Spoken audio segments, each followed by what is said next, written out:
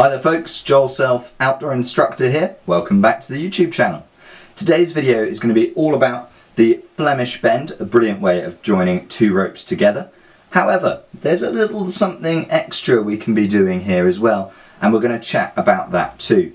Now before we get into those bits and pieces, I just want to remind anyone who's new to the channel that you can pause us quickly, hop down below and click both the subscribe button and the bell icon so every time a new video comes out you'll get a notification about it.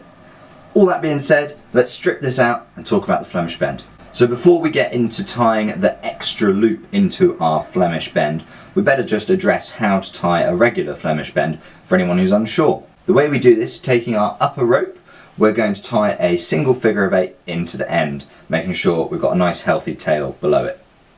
We'll then take our second rope, in this case I'm going to use a blue one just for the ease of spotting the contrast between the two. And we're going to thread this from the bottom up, so from the tail side towards the main body of the rope. So just as such. We need to make sure that it's kept really nicely dressed whilst we're doing this, and that when we've finished there is a nice healthy tail on the top side as well.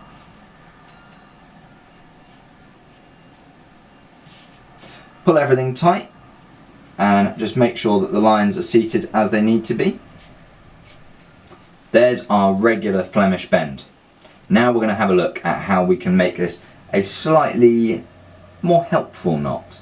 So the issue with our regular Flemish-Bend is that we're joining two ropes together, which normally means we're going to be using both the bottom half and the top half. Now the Flemish-Bend we're going to have to pass at some point, and that can involve clipping into things, it can involve extra bits of gear depending on what kind of situation you're in.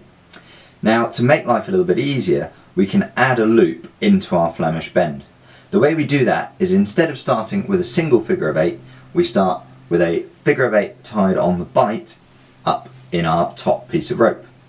Then with our second piece of rope, we're going to re-thread or reverse thread this figure of 8 from the loop side. So starting nice and low, and work round our knot, making sure it stays really well dressed throughout. So we've pulled all the lines tight. You'll see we've got our two nice long tails coming out the top. We've left ourselves a loop in the bottom to clip into, and this can be a real big help when it comes to passing this knot either in ascent or descent. I hope you found today's video to be a helpful one. I've been Joel Self, Outdoor Instructor. Thank you for watching. Bye bye.